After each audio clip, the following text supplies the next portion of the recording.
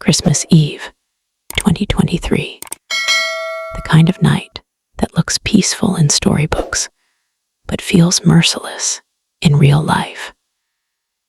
Snow fell in thick, relentless sheets, muffling the world into a hushed, frozen stillness. I stood on my mother's front porch in slippers, so thin I could feel the splinters of the old wooden planks through the soles. My breath coming in ragged white puffs that vanished almost as soon as they left my lips. My coat secondhand, slightly too big, missing one button, did little against the cold, clawing its way through the layers I'd worn under it. At 8 months pregnant, every shift of my body felt like a negotiation with gravity, and my back throbbed with a dull, constant ache that no amount of stretching could fix. I hadn't asked for much, just one night, one room, a place to rest until the tow truck could come in the morning. My old sedan had sputtered and died 3 blocks away. Steam hissing from the hood like it, too, had given up on the night. I'd walked the rest of the way, wincing with every step, one hand pressed to the small of my back, the other clutching my phone like a lifeline, though there was no one else to call. My roommate had moved out 2 weeks prior. My best friend was overseas, and all I could think, as I trudged through the snow with tears already blurring my vision, was, she's my mother. She has to let me in. When I knocked, the sound echoed too loudly in the quiet street. Through the frosted glass beside the door, I saw the warm glow of their living room, twinkling fairy lights, a tree heavy with ornaments, the shadow of someone moving past with a mug. Hope flickered. Then the door opened, and just as quickly, it slammed shut. Not in anger, not in panic, but with the kind of calm finality that cuts deeper than shouting ever could. "Go home, Alina," my mother said through the wood, her voice flat, rehearsed. "You always show up like this on holidays, late at night, trying to make things dramatic. You know how your father used to do that. I won't have it in my house." I stood there stunned. "Mom, my car broke down. I'm freezing. I'm pregnant. Please just let me sit by the heater for an hour. I'll sleep in the bathtub if I have to." Silence. Then, louder. "You made your choices. You don't get to come here crying about them on Christmas Eve like some kind of performance." Performance. That word hung in the air like smoke.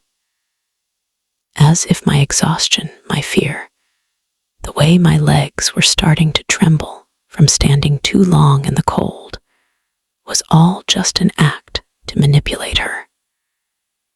As if I hadn't spent years swallowing my pain so she wouldn't have to see it. I didn't argue. I didn't plead again.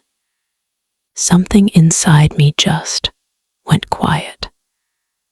I turned, my slippers slipping slightly on the icy step, and walked back down the path toward the street. My cheeks wet not just from snow now, but from a grief so old it felt like bone. I was halfway to the curb when headlights sliced through the blizzard, slow, steady, deliberate. A black town car, sleek and silent, rolled to a stop at the edge of the driveway. The passenger window lowered, and there he was, my grandfather. I hadn't seen him since I was 7, just a tall, distant figure at my father's funeral, standing apart from everyone, eyes red-rimmed, but dry. After that, he'd vanished from our lives entirely. My mother said he couldn't handle the reminders, said he'd cut us off, said he didn't care. But now, at 91, with silver hair combed neatly back, and a wool coat that probably cost more than my car, he leaned slightly toward the window, his gaze locking onto mine with a precision that felt almost surgical. He didn't smile, didn't ask if I was okay. He just looked me in the eye, really looked, and said, voice low but firm, "Get in the car." I hesitated. Instinct screamed caution. Hope felt dangerous. But then he added, so quietly I almost missed it over the wind, "Your father would never have let you stand out here like this, and neither will I." Something in those words, the weight of them, the truth in them, unlocked a dam I didn't even know I'd built. I opened the door, and as I sank into the heated leather seat, shivering, he handed me a thick manila envelope. "Don't open it yet," he said, nodding to the driver, who pulled away without a word. "But know this, everything they told you about me was a lie. And tonight, we start correcting the record." Outside, the snow kept falling, but inside that car, for the first time in years, I felt warm and seen. I spent the entire ride in stunned silence, clutching that envelope like it might dissolve if I held it too tightly or too loosely. The town car glided through the snow-draped streets, its tires swallowing the sound of the world outside, leaving only the soft hum of the heater and the rhythmic thud of my own pulse in my ears. My grandfather sat beside me, not speaking, not pressing, but his presence was anything but passive. It was the kind of quiet that didn't demand attention, but commanded respect.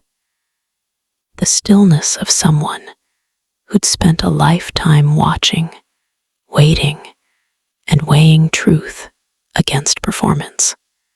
And oh, how well I knew the difference. Growing up, I'd been the family's emotional lightning rod, the one who took things too personally, who couldn't let go, who always stirred the pot. Every tear I shed, every boundary I tried to set, every time I asked, "Why don't you ever visit? Or do you think about Dad?" It was spun back at me as instability, as neediness, as proof that I was too much, just like my father before me. My mother never said it outright, but the message was clear in every canceled plan, every stiff hug, every time she'd change the subject when I mentioned my father's laugh, or the way he used to sing off-key in the kitchen on Sunday mornings. But here's what no one ever acknowledged. I wasn't asking for grand gestures. I wasn't demanding pity or even extra love.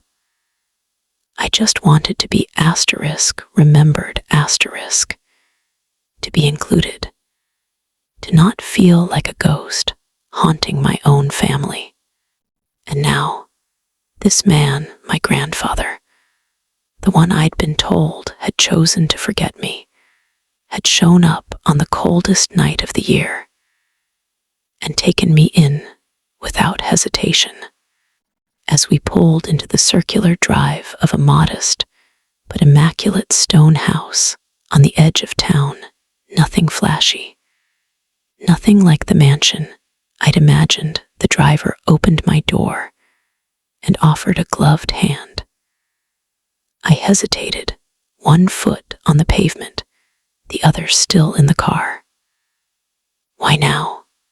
I finally whispered, turning to my grandfather. "After all this time, why tonight?" He met my eyes, his own sharp and clear despite their age. "Because tonight," he said slowly, "you stopped asking for permission to exist. I didn't understand then, not fully, but later, over steaming mugs of cocoa in a sunroom lined with bookshelves and framed black and white photos, many of my father as a boy, laughing on a sailboat or squinting in the sun with his arms around a much younger version of the man. Now, sitting across from me, he began to fill in the blanks. "Your mother didn't just keep us apart," he told me quietly. "She engineered it. After my father died, grief hit my grandfather like a physical blow. He'd lost his only son, his protege, his friend, and in his devastation, he turned to my mother for connection, for updates about me. But instead of bridging the gap, she'd weaponized his sorrow. She told him I was struggling, that I blamed him for my father's death, that I'd said cruel things about the family legacy. She intercepted his letters, returned his gifts, even forged a note, written in a shaky imitation of my teenage handwriting, saying I didn't want anything to do with him. I believed her, he admitted, voice cracking just once, because I was broken, and because I thought maybe it was better that way. Maybe you were safer without the weight of this family on your shoulders. But he'd never stopped watching. Through old contacts, discreet inquiries, even a private investigator he hired after I turned 21, just to confirm I was safe, that I was okay.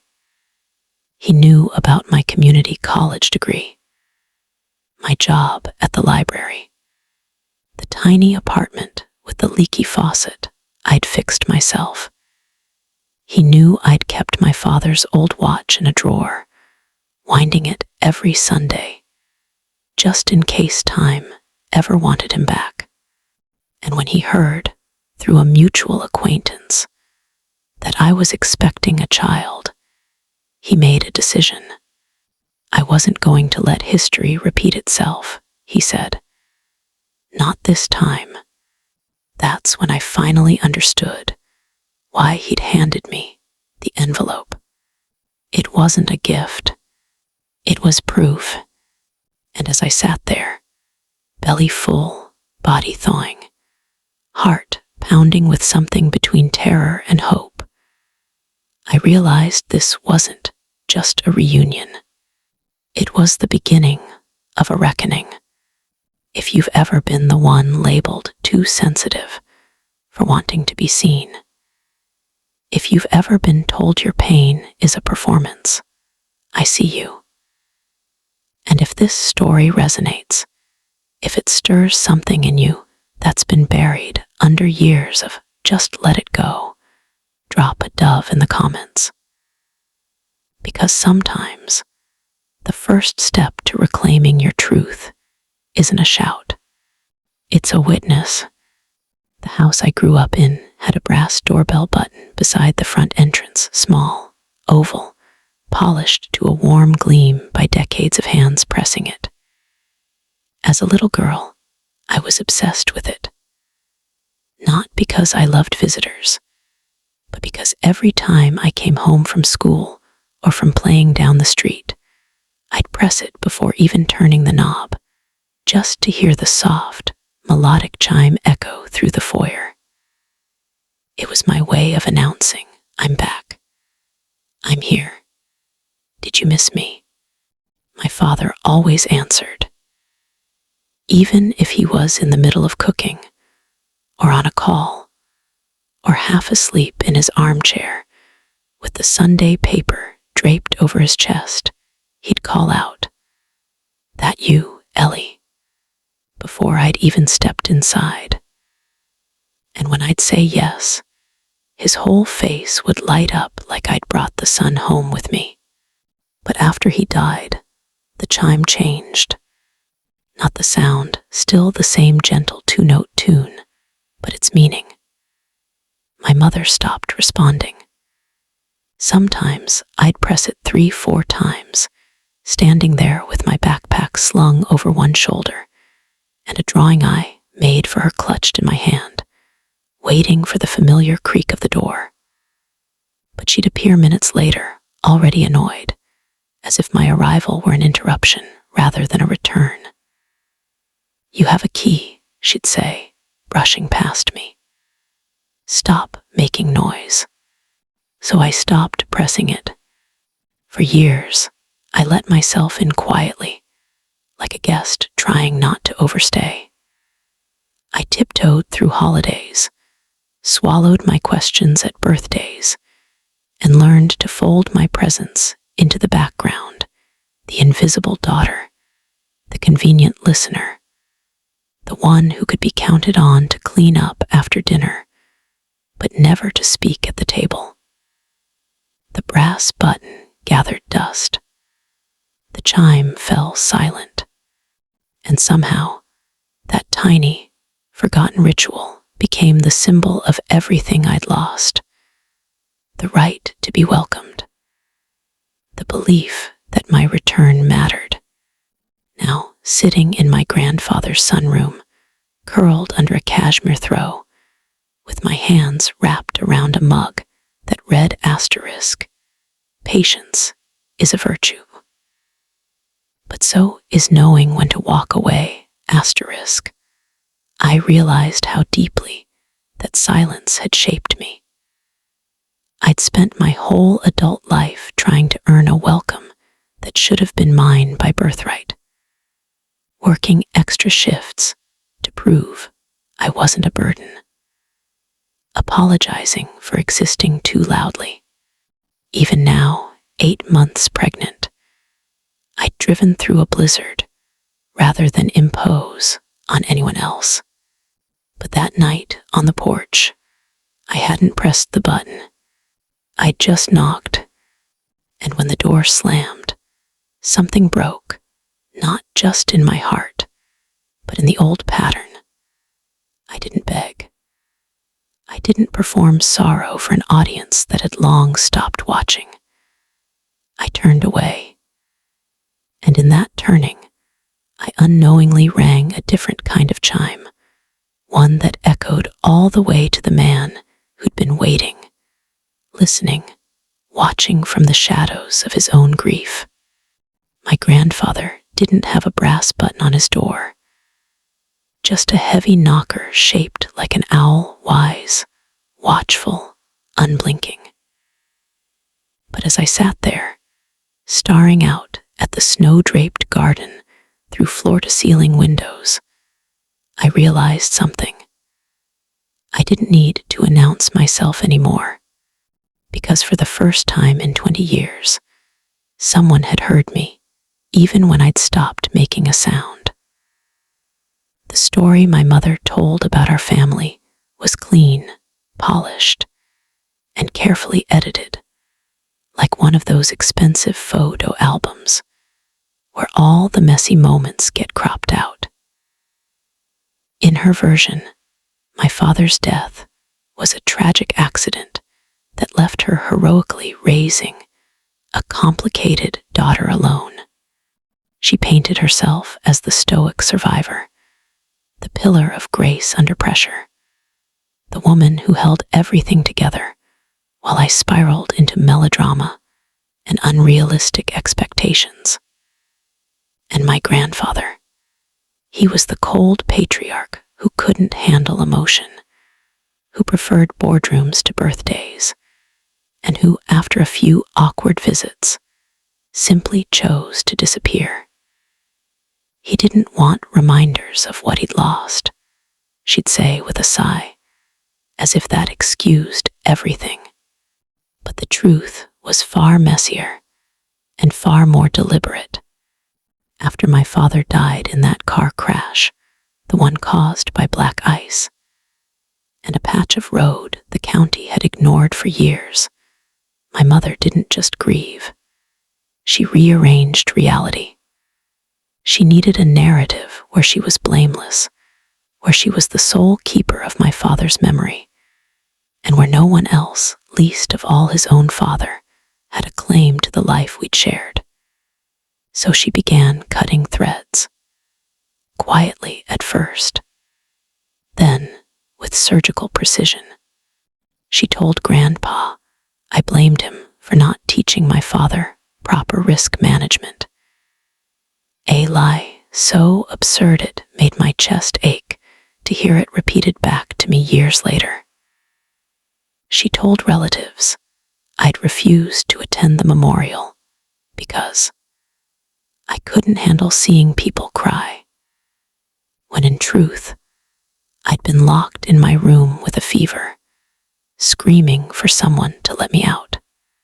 She even intercepted a birthday card I'd mailed to Grandpa when I turned 16, folded carefully, sealed with a sticker of my father's favorite constellation, and returned it to the post office marked addressee uninterested. I never knew, not until much later. All I knew was that every time I asked about him, does Grandpa ever talk about Dad? Or do you think he'd like this drawing I made? My mother's face would tighten like I'd poked a bruise. He's moved on, she'd say sharply. You should too. And I believed her. Because what child doesn't trust the person who tucks them in at night? So I buried my questions. I worked 2 jobs by the time I was 19, bartending on weekends, shelving books at the library on weekdays, just to afford my own tiny apartment and stop feeling like a burden in her immaculate, silent house. I saved every spare dollar in a shoebox under my bed, dreaming of a life where I wouldn't have to ask permission to exist. And when I found out I was pregnant, I didn't tell her right away. Not out of spite, but instinct, a quiet, animal knowing that this joy wouldn't be safe in her hands. What she didn't realize was that while she was erasing me from the family story, Grandpa was writing me into something bigger. He'd built his fortune the old-fashioned way, starting with nothing but a borrowed truck and a reputation for showing up when he said he would. By the time I was born, he owned a logistics empire that spanned 3 states, not flashy, not headline-grabbing, but solid, dependable, built on contracts and trust. And he'd always told my father, legacy isn't about what you leave behind, it's about who you protect. After my father died, he tried to honor that. He sent letters. He offered financial support for my education discreetly, through a trust he'd set up before I was even born. He even visited our town once, parked 3 blocks away, just to see me walk to school. But my mother intercepted it all. She didn't just shut the door, she welded it shut and threw away the key.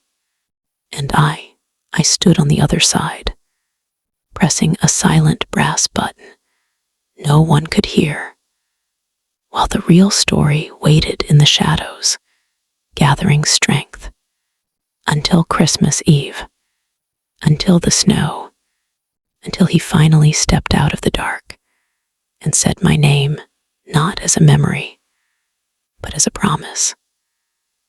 The next morning dawned pale and hushed, the world blanketed in snow so deep it seemed to swallow sound itself. woke on a plush sofa in my grandfather's guest room, wrapped in a quilt stitched with constellations, just like the ones my father used to point out to me on summer nights. My back still ached, but it was a familiar ache now, softened by warmth, safety, and the quiet hum of a house that didn't demand performance. I padded barefoot to the kitchen, drawn by the scent of cinnamon and strong black coffee, and found him already seated at a pine table, reading a newspaper with rimless glasses perched low on his nose. But he wasn't alone. Beside him sat a woman who looked like she'd stepped out of a different era. Silver hair coiled in a neat bun, pearl earrings, a cardigan draped over her shoulders despite the room's warmth. She rose the moment she saw me, her eyes sharp but kind, and extended a hand. "Aliner," she said, her voice crisp yet warm, like well-steeped tea. "Though not the Aliner you're carrying in your heart, that one's your great-grandmother. I'm just the namesake your grandfather dragged out of retirement to help set things right." I blinked. "You know about the baby." She smiled faintly. "I've known about you since you were in diapers. Your grandfather never stopped talking about you, even when he thought no one was listening." That's when it hit me. This wasn't just a rescue. It was a reunion long in the making. Over breakfast, soft scrambled eggs, sourdough toast, and orange juice so fresh it tasted like sunlight, Aliner didn't offer platitudes or pity. She didn't ask how I was holding up or tell me everything would be okay. Instead, she leaned forward, her gaze steady, and said, "Your mother didn't just lie to you, Alina. She lied to the courts, to banks, to family trustees. And she did it with paperwork that looked real enough to fool most people." My grandfather nodded, setting down his coffee cup with deliberate calm.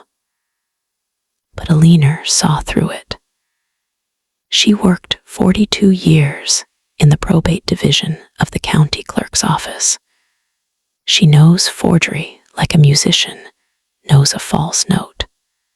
Aliner reached into her leather satchel and pulled out a manila folder thinner than the one from last night, but just as significant. Inside was a single notarized affidavit, signed by my grandfather in 2010, the year I turned 16.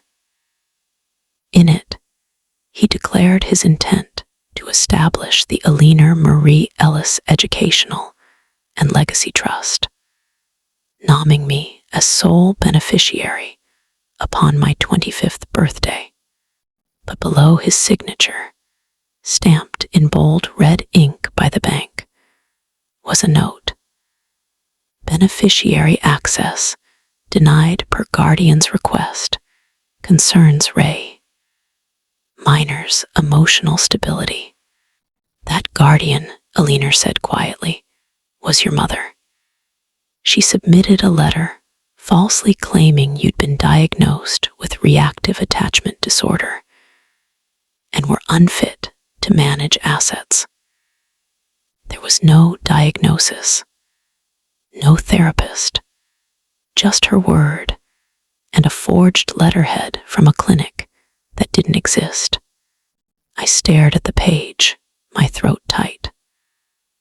All those years of feeling like I wasn't enough, like I was too fragile, too messy, too much asterisk, and it had been engineered, designed.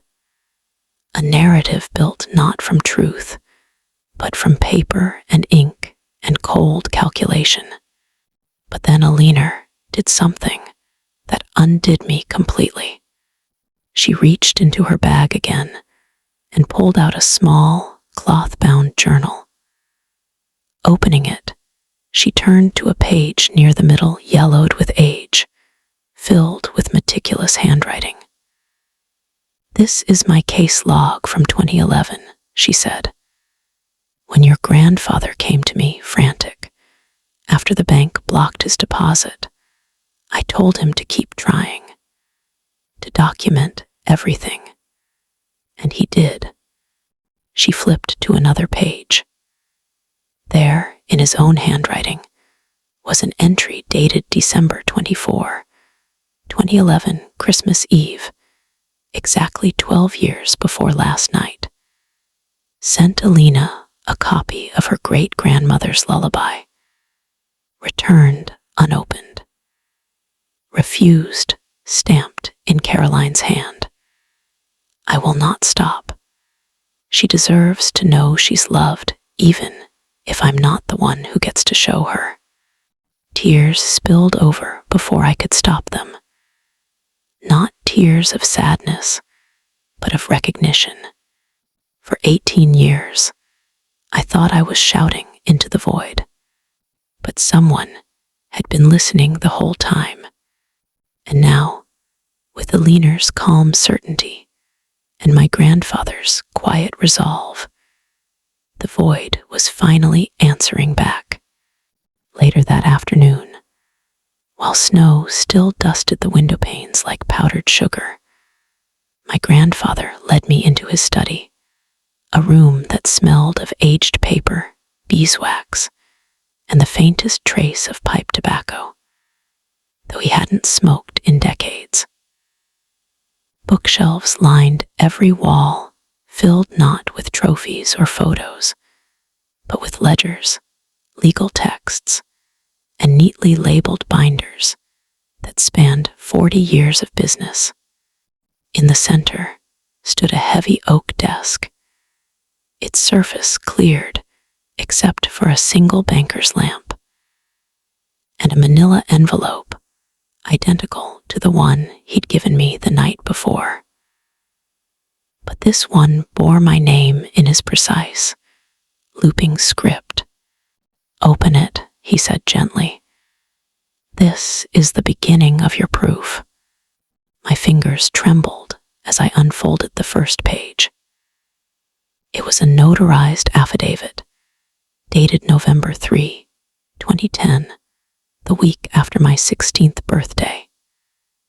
In it, my grandfather swore under penalty of perjury that he intended to establish a discretionary trust for my granddaughter, Alina Marie Ellis, daughter of Jonathan Ellis, a trust that would mature on my 25th birthday and include provisions for education, housing, and eventually my children's future.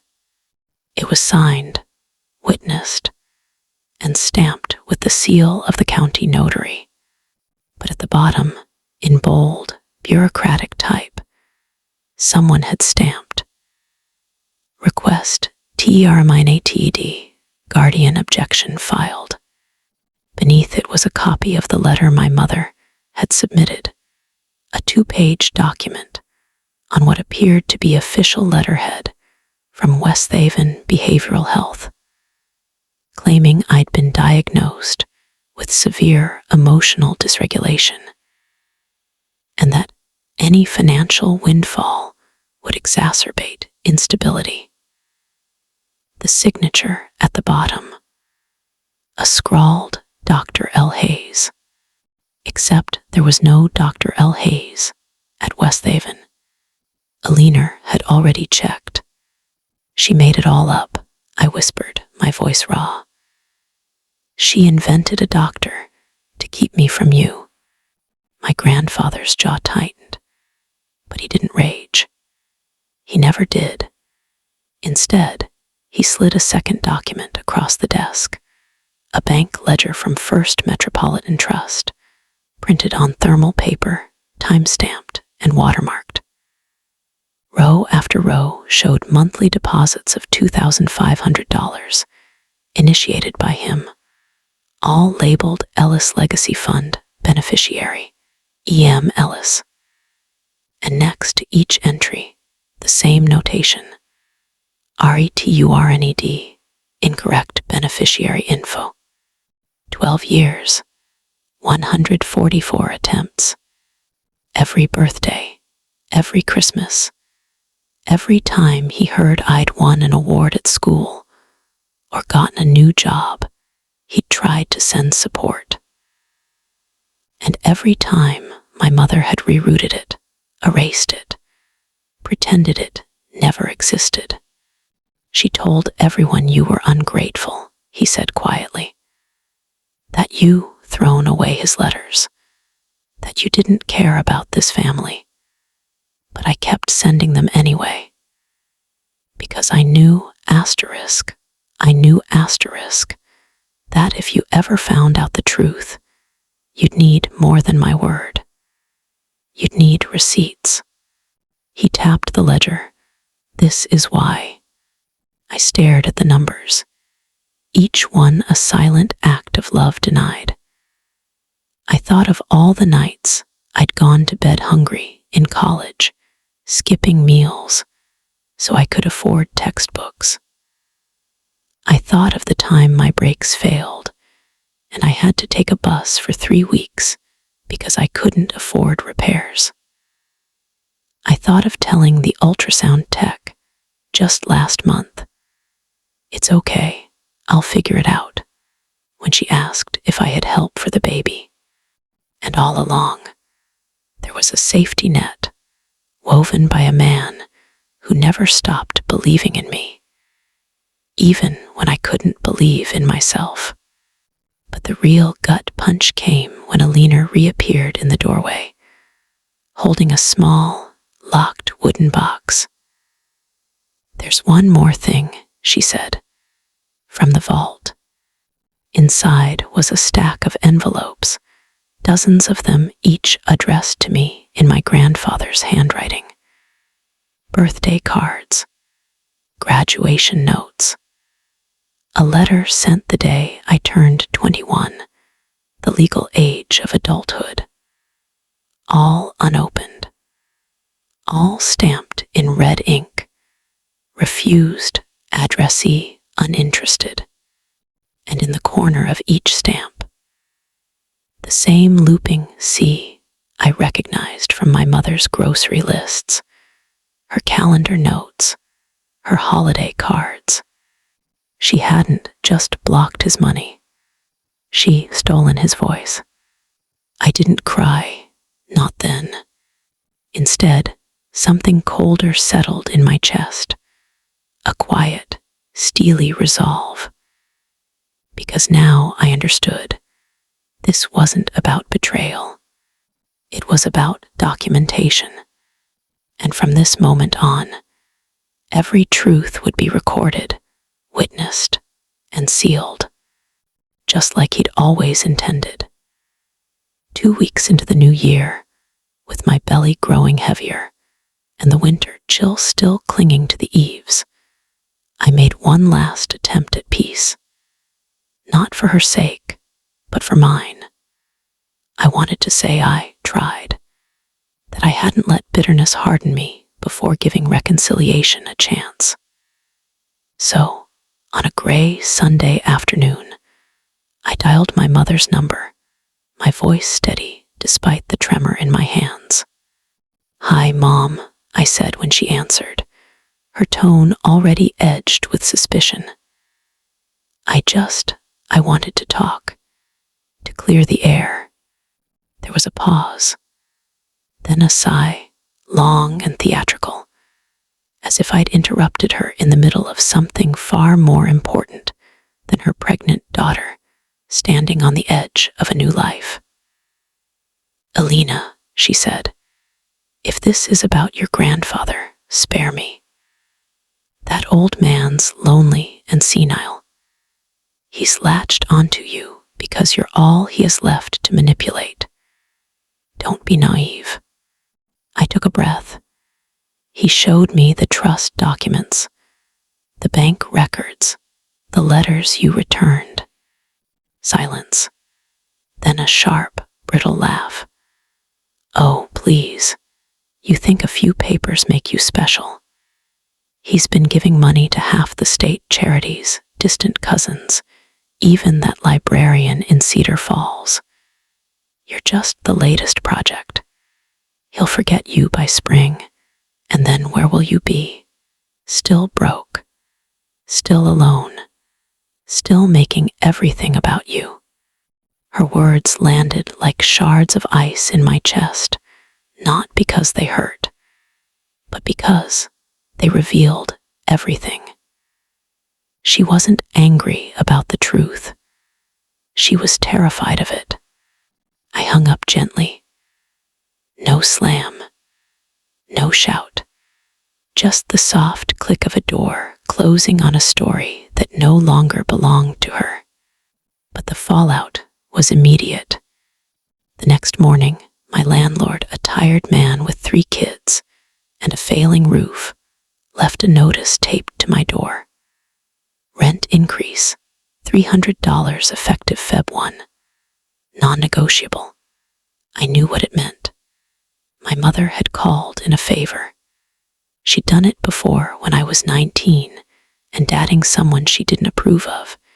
She'd gotten my part-time supervisor to cut my hours for restructuring. Always indirect. Always deniable. At the same time, my prenatal appointment brought unwelcome news. My blood pressure was rising, my iron levels dangerously low. The doctor recommended modified bed rest, light activity only, and stress reduction at all costs. I sat in the exam room, staring at the ceiling, as the irony settled like a stone in my gut. The very person who claimed to worry about my instability was the one engineering the conditions that made it real. That night, I lay in bed, one hand resting on my daughter fluttering beneath my skin, and felt the walls closing in. I thought about packing a bag, finding a shelter, calling a helpline, anything to keep us safe. But the shame crept in, whispering the old lie. Maybe she's right. Maybe I am too much. Maybe I'll always be a burden. I almost gave in. I almost called Grandpa and told him, let it go. I'll figure it out on my own. But then, just after midnight, he appeared at my door, not with a speech, not with pity, but with a small brass key dangling from his fingers. This, he said, placing it in my palm, is to Vault 417 at First Metropolitan Trust. It's been waiting for you since the day you were born. I looked up at him, confused.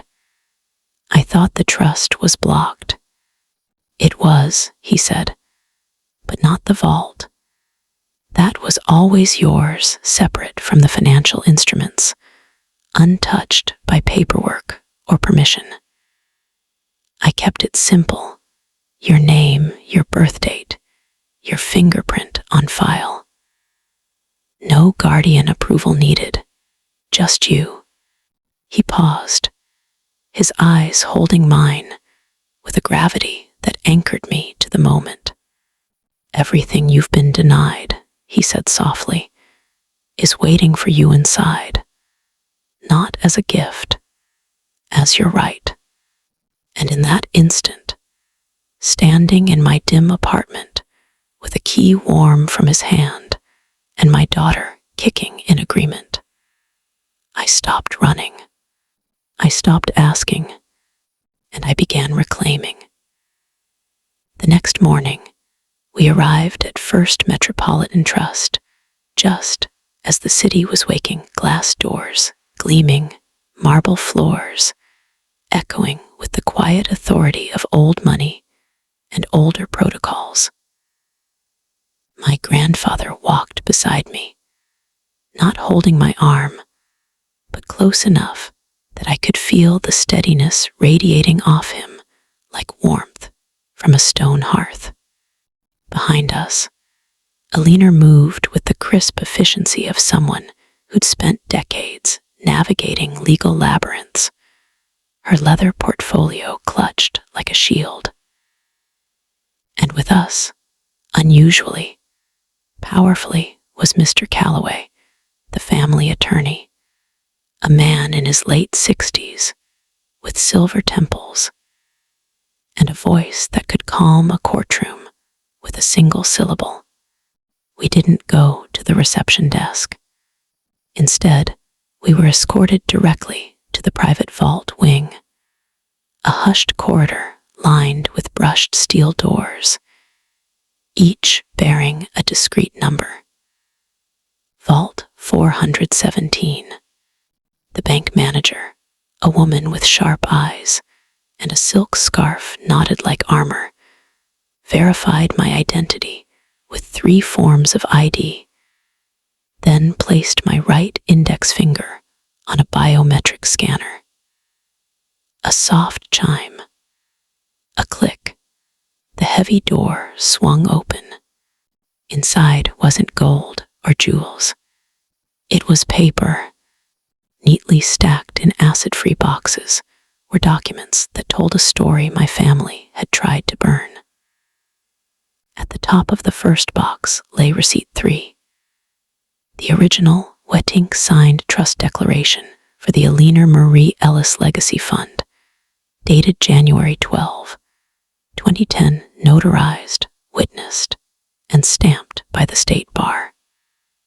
Below it, a letter from my grandfather to the trust committee, written the day after my father's funeral. If I cannot protect my son, I will protect his daughter. Do not let bureaucracy become betrayal. But the true centerpiece lay in a separate folder, Receipt 4. It was a thick sheaf of envelopes, tied with a faded blue ribbon. My birthday cards, every single one, from age 5 to 24. Some had crayon drawings tucked inside, a lopsided sun, a dog with too many legs, a stick figure family holding hands. Others contained handwritten notes. Saw a red-tailed hawk today. Your dad loved those, thought of you. Or heard you made honor roll, so proud. G. And on each envelope, the same red stamp. Refused, addressee, uninterested. But this time, I saw what I'd missed before: the handwriting beneath the stamp. Not the bank's clerk, not a machine. My mother's looping C in Caroline Ellis, signing off on the return like a queen dismissing a petition. I didn't cry. I just stared, my fingers tracing the ink as if I could peel back the years and step into the moment she'd written it, cold, deliberate, certain no one would ever see. Then Alina placed a hand on my shoulder. Now, she said, we act. Back in the attorney's conference room an hour later, the legal machinery began to turn. Mr. Calloway drafted 3 notices in swift, decisive strokes.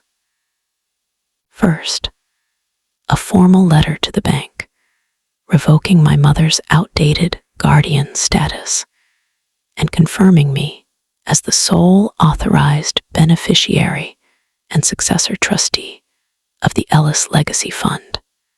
Second, a cease and desist to my landlord's property management company, citing unlawful rent escalation in retaliation for familial dispute, with a copy to the City Housing Authority. Third, and most damning, a certified notice to my mother's personal attorney, stating that any further attempts to interfere with my access to trust assets or familial correspondence would be treated as tortious interference and potential fraud. But Grandpa wasn't finished. He leaned forward, hands clasped, and said, "I'm holding a family meeting next Thursday at my office. I've invited your Aunt Miriam, your cousin Leo, and your mother. A notary will be present. And you," he looked at me, "will read what she did, not to shame her, to correct the record." I swallowed. What if she doesn't come? He gave a small, quiet smile, the kind that held decades of boardroom victories. "She'll come. Because if she doesn't, the next letter goes to the probate court and the local newspaper." As we left the bank, snow beginning to fall again, I pressed my hand to my belly. My daughter kicked, strong and sure. For the first time, I wasn't just surviving the story. I was rewriting it. The morning of the meeting dawned brittle and bright, the kind of winter day that feels deceptive in its clarity, as if the world has been scrubbed clean of shadows. I dressed carefully, a soft navy dress that accommodated my growing belly, knee-high boots, and the one piece of jewelry I owned that had belonged to my father, a thin silver chain with a tiny compass pendant. "So you never lose your way," he'd whispered when he gave it to me on my 13th birthday. I hadn't worn it in years, but today I needed its weight against my skin like an anchor. My grandfather's office wasn't in a downtown skyscraper or a gilded suite. It was in a converted brownstone on the edge of the historic district, quiet, unassuming, but radiating quiet authority. The room where we'd gather was lined in dark walnut, with floor-to-ceiling bookshelves, a long mahogany table, and 2 leather wingback chairs flanking a cold fireplace. On the table, a single notary seal, a recorder off, for now, 3 printed packets, and a glass of water for each seat. My Aunt Miriam arrived first, my father's younger sister, who'd always been kind but distant, like someone watching a storm through a window. She hugged me tightly, her eyes glistening. "I always wondered," she murmured. "All those years, I just thought you and Grandpa had fallen out."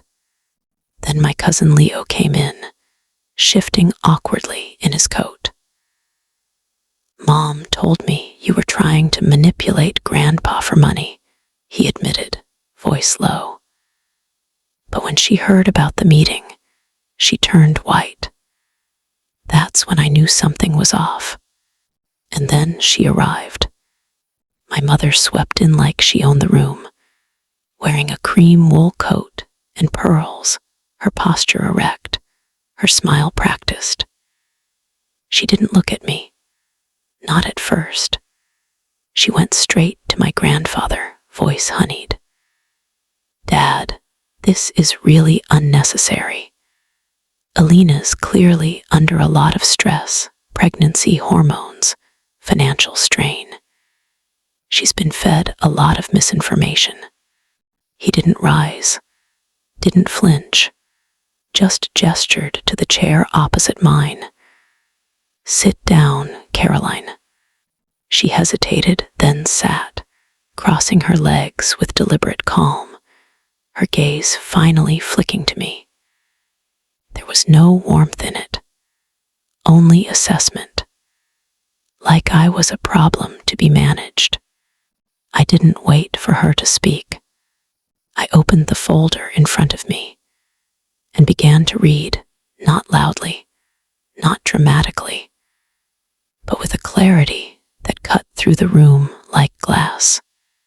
On March 17, 2011, Caroline Ellis submitted a forged letter to First Metropolitan Trust, purporting to be from Dr. L. Hayes of West Haven Behavioral Health, falsely diagnosing her daughter, Alina Marie Ellis, with severe emotional dysregulation to block access to a legally established trust. I paused. Her eyes narrowed, but she said nothing. Between 2010 and 2023, she intercepted and returned 42 pieces of correspondence from Arthur Ellis to his granddaughter, stamping each envelope refused, addressee uninterested, in her own handwriting. Aunt Miriam gasped softly. Leo sat up straighter. On December 24, 2023, I continued, my voice steady. She denied shelter to her 8 months pregnant daughter on a sub-zero night, then later described the encounter as another dramatic performance in a text message to cousin Leo. I looked up then, not at her, but at the room, at the witnesses, at the truth finally given air. The narrative you've built, I said quietly, is that I'm unstable, ungrateful, and manipulative. But the documents tell a different story. One of deliberate erasure, of stolen connection, of a mother who preferred her daughter to believe she was unloved, rather than share the love that was always there.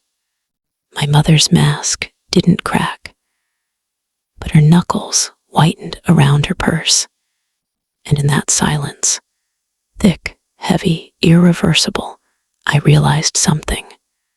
I didn't need her to confess. I just needed the room to know the truth.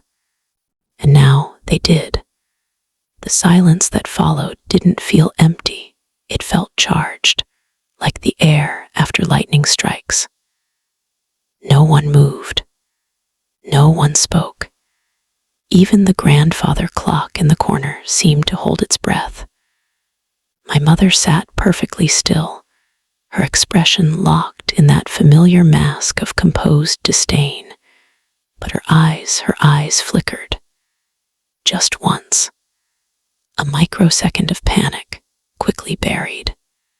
She opened her mouth, likely to deliver one of her practiced lines about misunderstandings or Alina's tendency to exaggerate. But before she could speak, my grandfather stood. He didn't raise his voice. He never did. But when he spoke, the room bent toward him. For 18 years, he began, his voice low and steady as river stone. I allowed grief to be my excuse. I let you convince me that distance was kindness, that silence was protection. But I was wrong.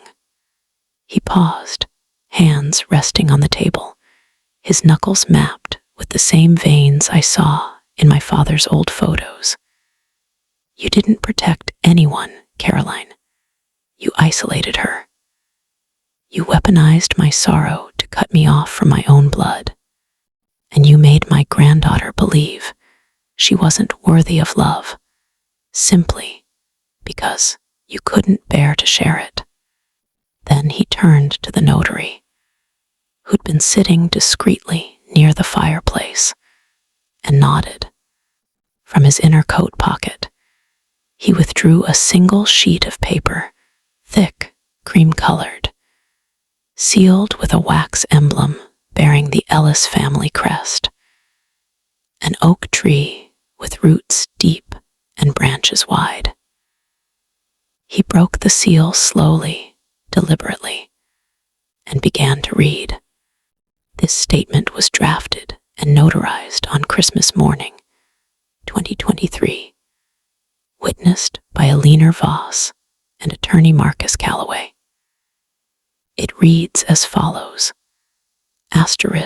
I, Arthur James Ellis, in sound mind and full possession of my faculties, hereby affirm that my granddaughter, Alina Marie Ellis, is the moral and legal heir to my personal legacy, my values, and the non-trust assets of my estate.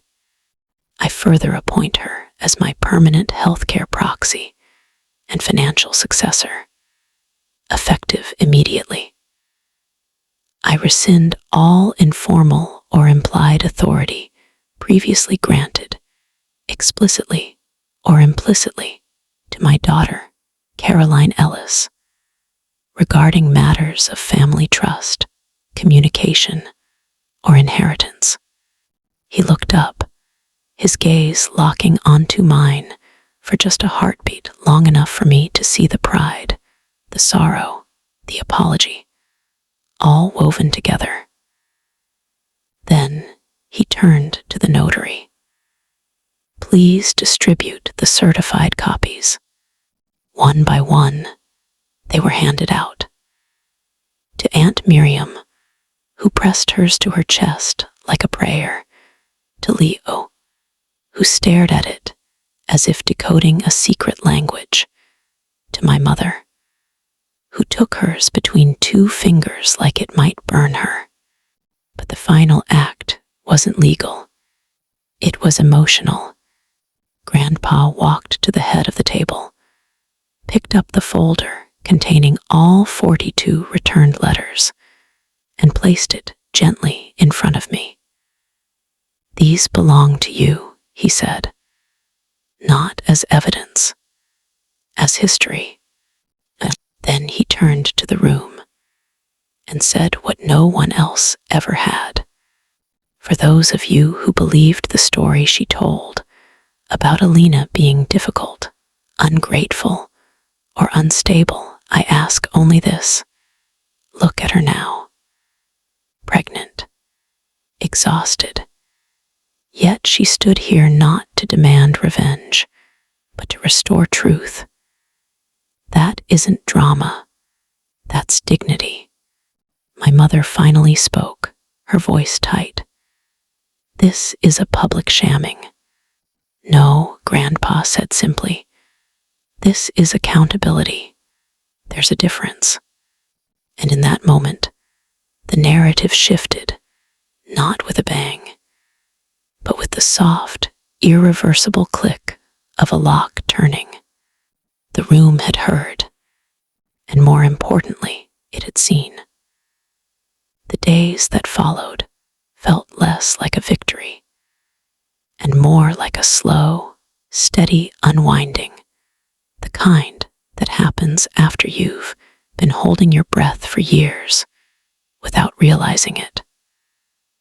Within 72 hours, the bank confirmed the full activation of the Alina Marie Ellis Legacy Fund.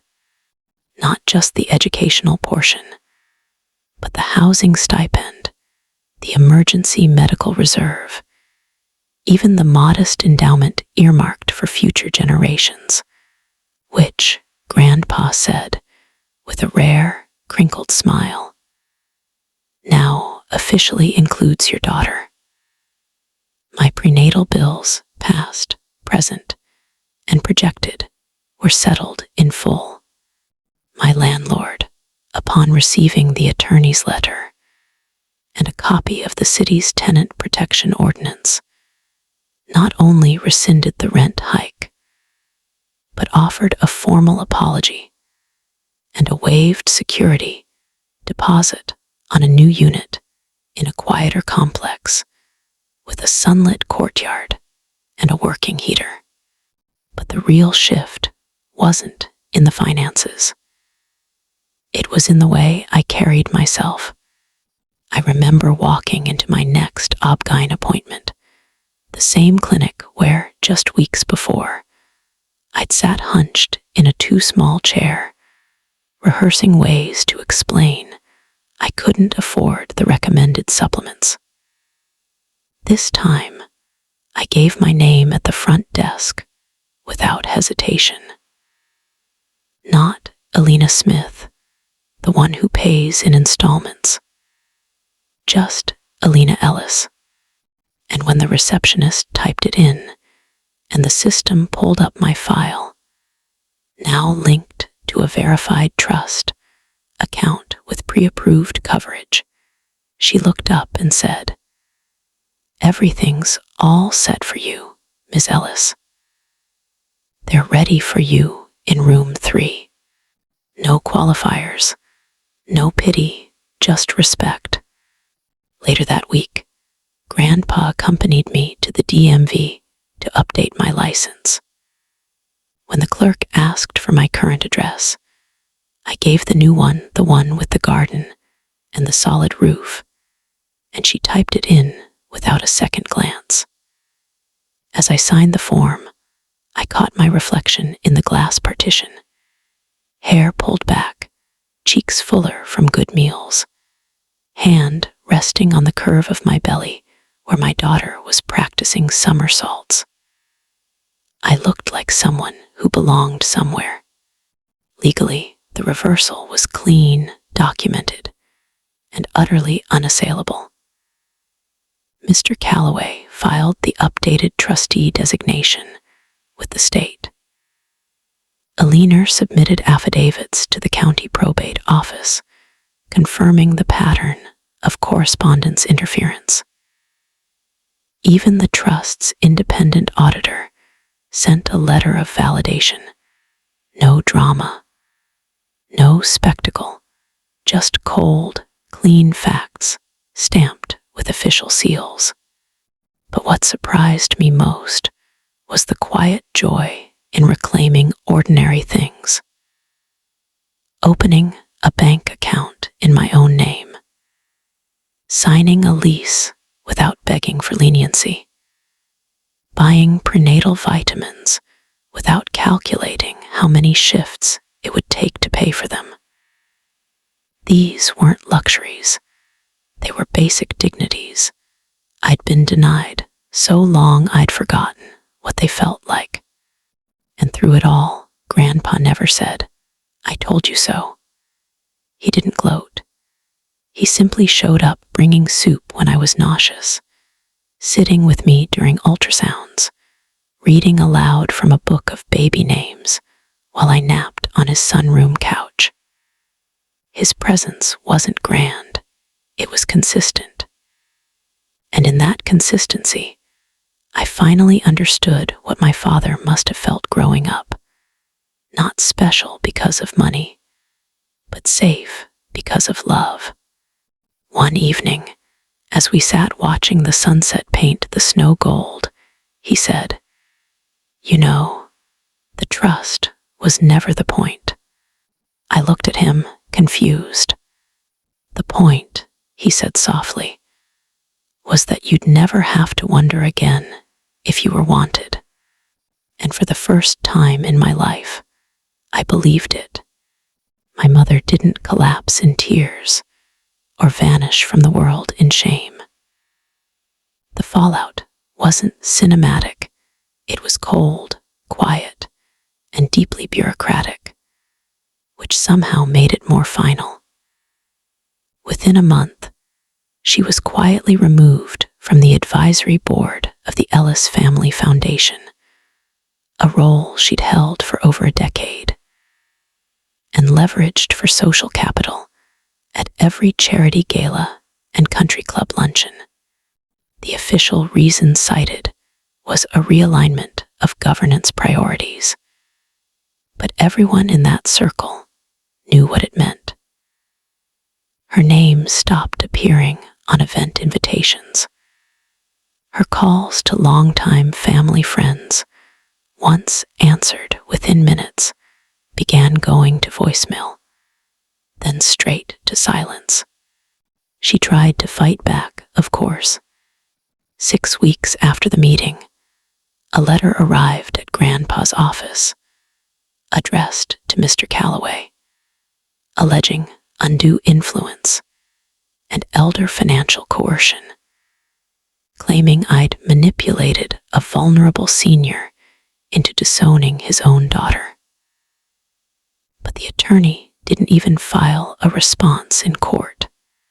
He simply compiled a timeline, the biometric vault access, verified by bank logs, the notarized Christmas morning statement, witnessed by 2 disinterested parties, the decades of intercepted correspondence with handwriting analysis from a certified forensic document examiner, and the prenatal medical records showing elevated stress markers during periods of maternal contact.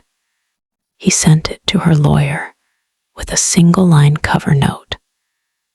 Should this proceed to litigation, we will file a counterclaim for fraudulent misrepresentation and intentional infliction of emotional distress. The evidence is ready. The letter never became a lawsuit. Instead, it became gossip. At first, it was whispered over teacups, in locker rooms, during PTA meetings where my cousin Leo's wife happened to be present. Did you hear? Caroline forged letters, blocked her own daughter from her grandfather for years. Then it hardened into fact. People stopped inviting her to bridge nights. Her book club forgot to send her the new selection. Even her hairdresser, loyal for 20 years, began double booking her appointments. The cruelest blow, perhaps, was social. She built her entire identity on being the gatekeeper of the Ellis name, the elegant widow, the dutiful daughter, the woman who held the family together. Now, the narrative had flipped. She wasn't the keeper of legacy. She was its thief. And in a world that values appearances above almost all else, that was a sentence with no parole. She called me once, late at night, voice thick with something I couldn't quite name regret. Rage, saying, "You've ruined me." I didn't argue. I just said, "No, Mom. You did that when you decided I wasn't worth loving unless I played the part you wrote for me." I never heard from her again. But the true measure of consequence wasn't in her downfall. It was in the space it created. Aunt Miriam started sending me handwritten notes every Sunday, little updates about Dad's old friends, recipes he used to love, memories I'd never heard. Leo messaged me out of the blue. "My daughter's school is having a baby sibling story hour. Would you and your little one ever want to come?" And at a community garden fundraiser, a cause Grandpa quietly supported, I ran into a woman who'd known my father in college. She hugged me without preamble and said, "He talked about you before you were even born.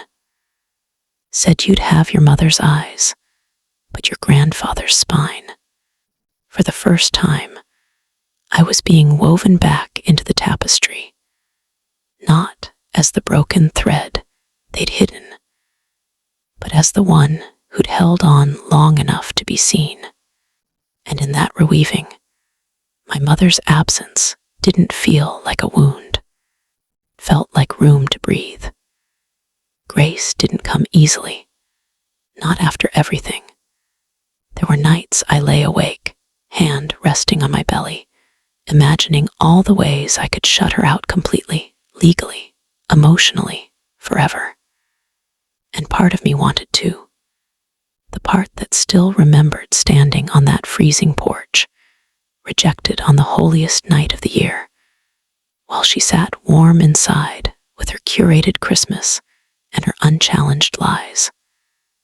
That part of me whispered, "She doesn't deserve a single thing from you, not even your silence."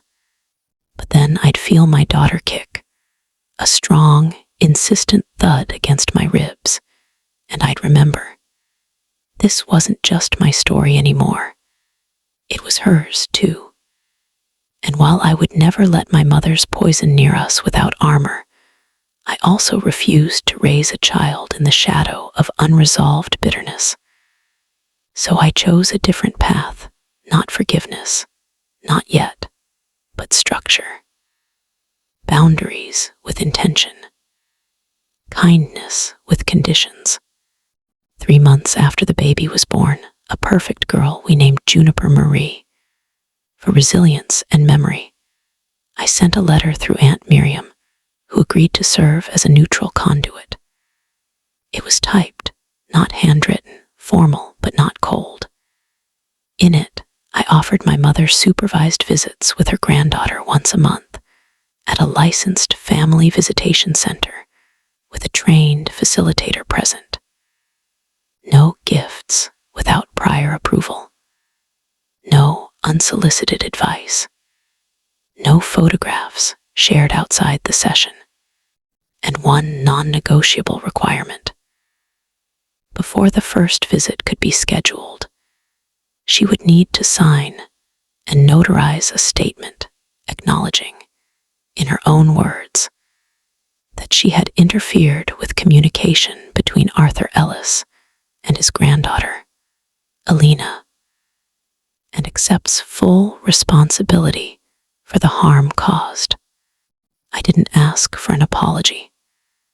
I didn't demand tears. I asked for accountability, the bare minimum required to create a safe container for my child. She never signed it. Not out of pride, I think, but because she couldn't bring herself to name what she'd done. To write those words would be to collapse the entire architecture of her self-justification. And so, the offer remains open, but dormant. Still, I haven't erased her. Every year on Juniper's birthday, I send a single photo through Aunt Miriam. No note, no caption, just my daughter laughing in a sunflower field, blowing out candles, holding her first book. Evidence of a life thriving in spite of absence. I don't do it for my mother. I do it for Juniper.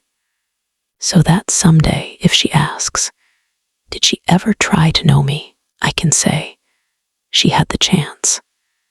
And I made sure it was safe.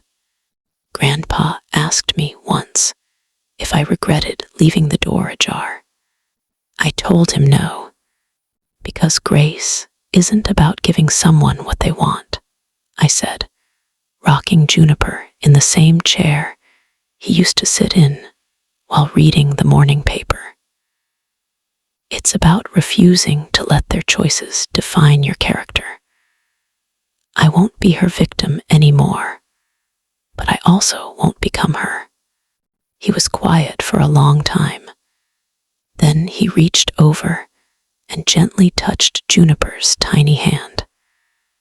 Your father would be proud, he murmured. And in that moment, I realized I wasn't offering grace to her. I was reclaiming it for myself. 1 year to the day after that snowy Christmas Eve, I stood in the front hall of my new home, not an apartment above a laundromat, not a borrowed room in someone else's life, but a little craftsman bungalow with sage green shutters, a wraparound porch, and a garden my father would have loved.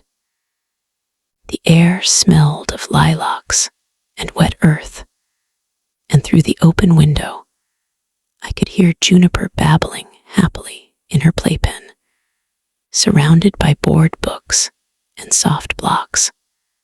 On the wall beside the front door, where my childhood home had its silent brass button, hung a new one. Not a doorbell, but a small, hand-thrown ceramic tile I'd made in a pottery class during my 3rd trimester. It was glazed in deep indigo, embedded with flecks of silver, and shaped like a compass rose. In the center, in delicate script, were the words, "You are here." I pressed my palm against it now, not to signal my arrival, but to remember how far I'd come. The motif had transformed.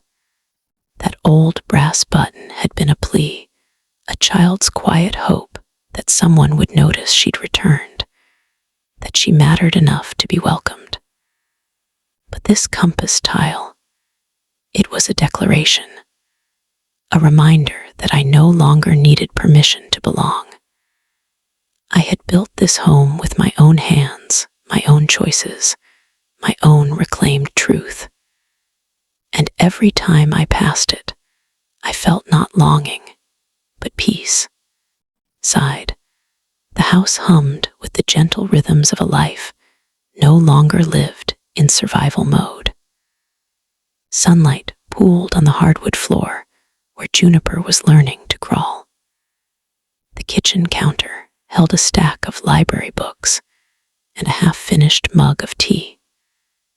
On my desk in the study, yes, I had a study now, sat a framed copy of the Trust Declaration, next to a black and white photo of my grandfather holding Juniper the day she came home from the hospital, his eyes bright with a joy I'd never seen in them before.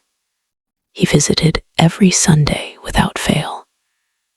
Sometimes we'd sit in silence, him reading the paper, me grading student essays from my part-time teaching job. Other times, he'd tell me stories about my father, how he cried at his first dog's funeral, how he could fix a carburetor, but burned toast every time, how he used to hum that old lullaby while rocking me to sleep.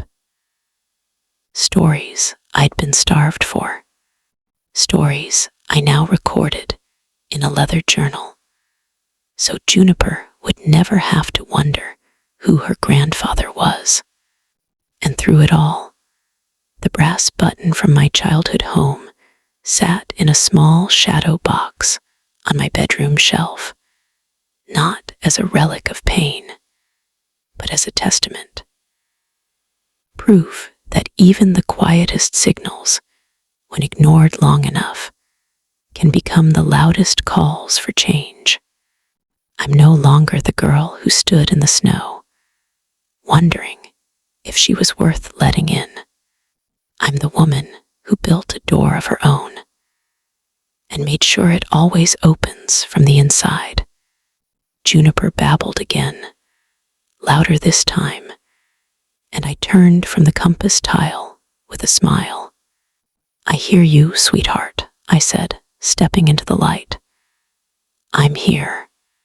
And for the first time in my life, I meant it not as a question, but as a promise.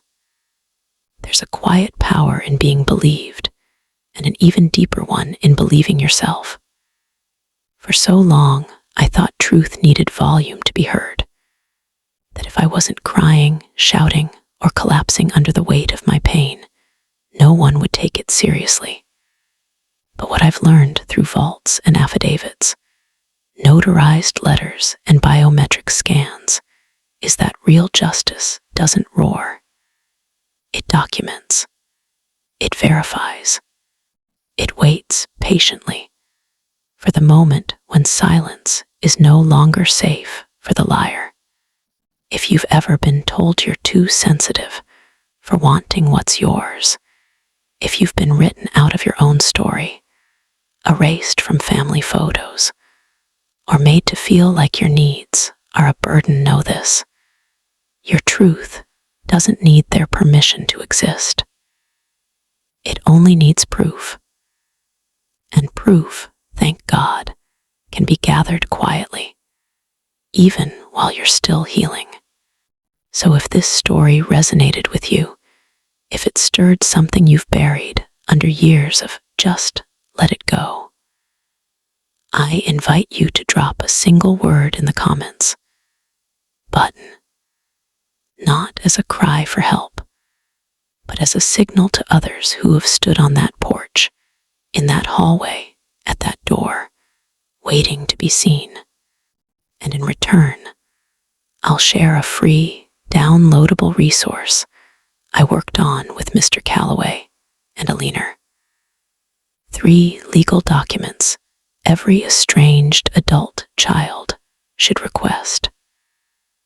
A simple checklist to help you begin documenting your own truth, one official record at a time. Because legacy isn't just about what's left behind. It's about what you protect while you're still here.